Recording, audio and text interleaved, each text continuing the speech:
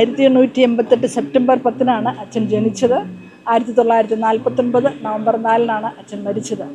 അതിനിടയിലുള്ള അച്ഛൻ്റെ ജീവിതം വളരെ വിശുദ്ധവും സാധുജന സേവനത്തിനും കരുണാർദ്ര സ്നേഹം, ദൈവത്തിൻ്റെ കരുണാർദ്ര സ്നേഹം പ്രത്യേകിച്ച് പാവപ്പെട്ടവരിലേക്ക് ഒഴുക്കിയുമാണ് അച്ഛൻ്റെ ജീവിതത്തിലൂടെ കടന്നുപോയത്. അത് ഇപ്പോൾ തെളിയിക്കപ്പെട്ട നിമിഷങ്ങളാണ്. അച്ഛൻ്റെ ശവസംസ്കാര വേളയിലും ചരമവാർഷികത്തിലുമൊക്കെ പ്രസംഗിച്ച അച്ഛന്മാർ പറഞ്ഞിട്ടുണ്ടായിരുന്നു, അച്ഛൻ വളരെ ലളിത ജീവിതവും അല്ലെങ്കിൽ ഒരു വിശുദ്ധൻ്റെ ശവസംസ്കാരത്തിലാണ് നമ്മൾ പങ്കെടുക്കുന്നത്, ഇതൊരു വിശുദ്ധൻ്റെ കുടീരമാണ്, ശവകുടീരമാണ് എന്നൊക്കെ. അത് തെളിയിക്കപ്പെട്ടു. ആ പ്രവചനം പൂർത്തീകരിക്കപ്പെടുകയാണ്. ഇപ്പോൾ ലിയോ 14 മാർപ്പാപ്പ 2025 ഡിസംബർ 18 ധന്യനായി ഉയർത്തിയ ആ നിമിഷത്തിൽ അതാണ് നമുക്ക് മനസ്സിലാക്കാൻ സാധിക്കുന്നത്. അച്ഛൻ്റെ മക്കളായ ഞങ്ങൾ സന്യാസിനികൾ അതിൽ വളരെ സന്തോഷിക്കുന്നു. അതിൻ്റെ ഒരു ഭാഗമായി ഞങ്ങളൊരു കൃതജ്ഞതാബലിയും പൊതുസമ്മേളനവും എല്ലാം കൊതങ്കല രൂപതയിൽ സംഘടിപ്പിച്ചിരുന്നു. അച്ഛൻ്റെ മക്കളായ ഞങ്ങളും അച്ഛൻ്റെ പാതയിലൂടെ കരുണാർദ്ര സ്നേഹം മറ്റുള്ളവരിലേക്ക് ഒഴുക്കിക്കൊണ്ട് രോഗി പരിചരണ സേവനത്തിലൂടെ അനേകം ആത്മാക്കളെ ദൈവത്തിനായി നേടുവാൻ ഞങ്ങൾ ഓരോരുത്തരും പ്രാപ്തരാകട്ടെ എന്ന് ഈശോയോട് അനുഗ്രഹത്തിനായി അതിനുള്ള ശക്തിക്കായി ഈശോയോട് പ്രാർത്ഥിക്കുന്നു. അച്ഛൻ്റെ മാധ്യസ്ഥ യാചിക്കുന്നു. അച്ഛനെ പോലെ അനേകായിരങ്ങൾക്ക് ശുശ്രൂഷ ചെയ്തുകൊണ്ട് ഈ ലോകത്തിലൂടെ കടന്നു പോകുവാൻ ഞങ്ങളും അനുഗ്രഹീതരാകട്ടെ. ശരിക്കും പിതാവ് ഒരു ആതുര മേഖലയിലാണ് കൂടുതൽ ശ്രദ്ധ കൊടുത്തിരുന്നത് അല്ലേ? ഞങ്ങൾ ആതുര ശുശ്രൂഷയിൽ മാത്രമാണ് ഇപ്പോഴും ഞങ്ങളുടെ സേവനം നിൽക്കുന്നത്. വിദ്യാഭ്യാസ മേഖലയോ വേറെ ഒന്നും ഞങ്ങൾ എടുത്തിട്ടില്ല. അച്ഛൻ ആതുര ശുശ്രൂഷ അതിലൂടെയായിരുന്നു, ശരീരത്തിലൂടെ ആത്മാവിലേക്ക് എന്ന ഒരു വാക്യത്തിലൂടെ, ആപ്തവാക്യത്തിലൂടെയായിരുന്നു അച്ഛൻ്റെ ശുശ്രൂഷ ഞങ്ങളെ പഠിപ്പിച്ചത്. അപ്പോൾ അതിൽ തന്നെയാണ് ഞങ്ങളിപ്പോഴും വേരൂന്നി നിൽക്കുന്നത്. രോഗി പരിചരണ സേവനത്തിൻ്റെതായ ട്രെയിനിങ് സ്കൂളുകൾ അങ്ങനെയൊക്കെ തുടങ്ങിയിട്ടുണ്ടെന്നല്ലാതെ ബാക്കി മേഖലകളിലോട്ട് ഞങ്ങൾ പോയിട്ടില്ല. അത് ഇപ്പോൾ ആതുര ശുശ്രൂഷ എന്നും എക്കാലത്തും അതിന് പ്രസക്തി ഉണ്ടെന്നുള്ളതാണ് മനസ്സിലാക്കുന്നത്. കോവിഡ് വന്ന സമയത്തും അല്ലാത്തപ്പോഴൊക്കെ ആതുര ശുശ്രൂഷയ്ക്ക് എന്നും ഈ ലോകത്തിൽ പ്രസക്തി ഉള്ളതുകൊണ്ട് അതിൽ തന്നെ നിന്നുകൊണ്ട് ഞങ്ങൾ അച്ഛൻ പഠിപ്പിച്ച ഈ ചെറിയവരിലൊരുവന് നിങ്ങൾ ചെയ്തപ്പോൾ എനിക്ക് തന്നെയാണ് നിങ്ങൾ എനിക്ക് ചെയ്തത് എന്ന ആ ബൈബിൾ വചനമാണ് അച്ഛനെ പ്രേരിപ്പിച്ചത്. അതുപോലെ ഞങ്ങളും സാധുജന സേവനങ്ങളിൽ അല്ലെങ്കിൽ ആതുര ശുശ്രൂഷയിൽ നിന്നുകൊണ്ട് ബാക്കിയുള്ളവർക്കായി സേവനം ചെയ്ത് മുൻപോട്ട് പോകുന്നു. 1934 കോതമംഗലത്ത് ധർമ്മഗിരി ആശുപത്രി തുടങ്ങുന്നത്. ഒരുപക്ഷെ കത്തോലിക്ക സഭയിൽ ആദ്യമായിട്ടായിരിക്കും ഇത്തരത്തിലുള്ള ഒരു ആശുപത്രിക്ക് തുടക്കം കുറിക്കുന്നത്. ഇന്ന് പിന്നീട് പല സ്ഥലങ്ങളിലും പിതാവ് സ്ഥാപിച്ച ആശുപത്രികളുണ്ട്. ഈ ആതുര സേവന രംഗത്ത് എന്തുകൊണ്ടായിരിക്കും ഇങ്ങനെ ഒരു ആവശ്യമാണ്, ഈ സമൂഹത്തിൽ ഇത്തരത്തിലുള്ള സേവനങ്ങൾ ആവശ്യമാണ് എന്ന ബോധ്യത്തിൻ്റെ അടിസ്ഥാനത്തിലായിരിക്കും ഇങ്ങനെ ആശുപത്രികളൊക്കെ തുടങ്ങിയത്?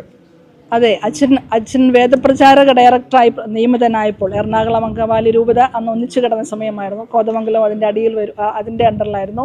അന്ന് അച്ഛൻ ഇവിടെയെല്ലാം ഈ മലയോര പ്രദേശങ്ങളിലെല്ലാം വന്നപ്പോൾ മനുഷ്യർ ഒത്തിരി പേർ ആതുര സേവനം കിട്ടാതെ അല്ലെങ്കിൽ രോഗികളായി മരിക്കുന്നത് കണ്ടതാണ് അച്ഛൻ.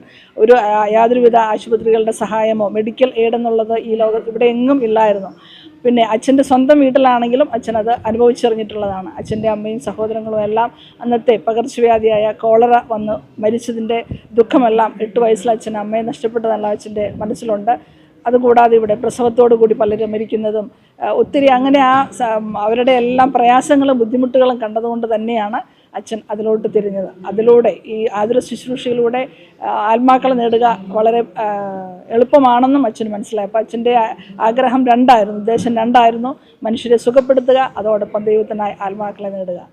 അച്ഛൻ അതോടൊപ്പം തന്നെ പത്രപ്രവർത്തനം കൂടിയായിരുന്നു. മാധ്യമപ്രവർത്തനം 1927 സത്യദീപം തുടങ്ങുന്നു സഭയുടെ, അതോടൊപ്പം പിന്നീട് വേറൊരു പത്രം തുടങ്ങുന്നു.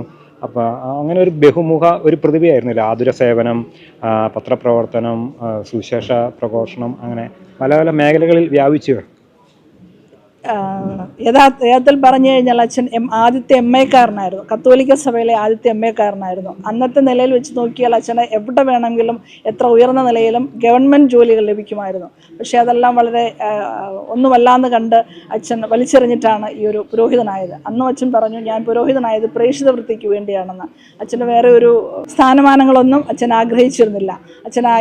അച്ഛൻ്റെ മെയിൻ ഇത് സുവിശേഷ പ്രഘോഷണം അല്ലെങ്കിൽ ദൈവത്തിന് വേണ്ടി ജോലി ചെയ്യുക എന്നുള്ളതായിരുന്നു അച്ഛൻ്റെ മുഖ്യ ഉദ്ദേശം. അതിനാൽ തന്നെയാണ് അച്ഛൻ ഇതിലോട്ട് തിരിഞ്ഞത്.